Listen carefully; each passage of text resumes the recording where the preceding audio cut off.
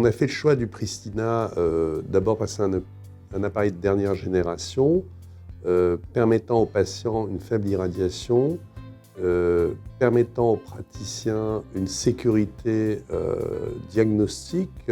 Alors, pour le patient, faible irradiation, prise en charge, dernière technologie, environnement particulièrement adapté à l'angoisse que suscite une mammographie pour les patients.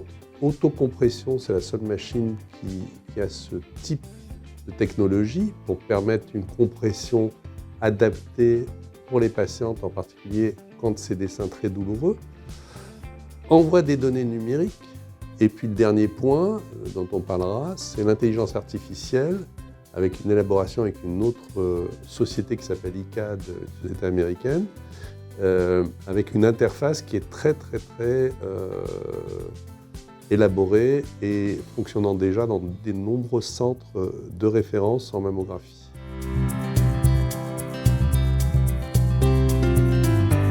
C'est une machine qui permet encore une fois une évolution adaptée et constante tant pour l'intérêt du patient que pour l'intérêt du radiologue et de la manipulatrice. La manipulatrice est souvent agressée par des patientes parce que les seins sont douloureux. En sortant de mammographie, moi je revois des patientes pour prendre des échographies. Votre manipulatrice a été un peu agressive avec moi, j'ai eu mal, etc. etc.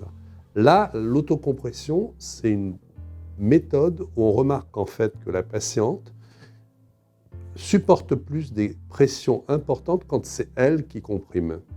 Deuxième volet, la mammographie de base est le même prix dans nos centres que dans d'autres,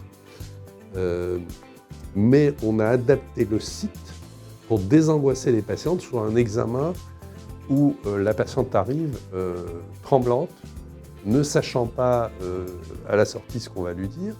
Et donc, le fait qu'il y ait de la musique, des écrans LED avec un environnement adapté à ce moment d'angoisse pour la patiente, ça aide non seulement la manipulatrice et surtout la patiente.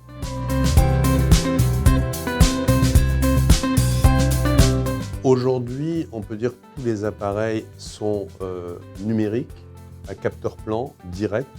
La qualité et la fiabilité de ces appareils de mammographie font que souvent on n'est pas obligé de recommencer les examens. Le capteur plan fait qu'on a des doses très faibles.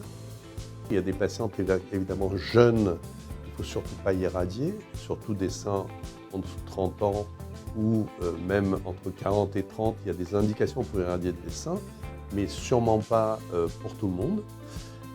Donc cette machine va nous permettre, en tout cas aussi pour la tomosynthèse, qui est un mode de découpage du sein en coupe, d'éviter des clichés supplémentaires, des faux diagnostics. Donc l'irradiation, c'est sûr, on la baisse.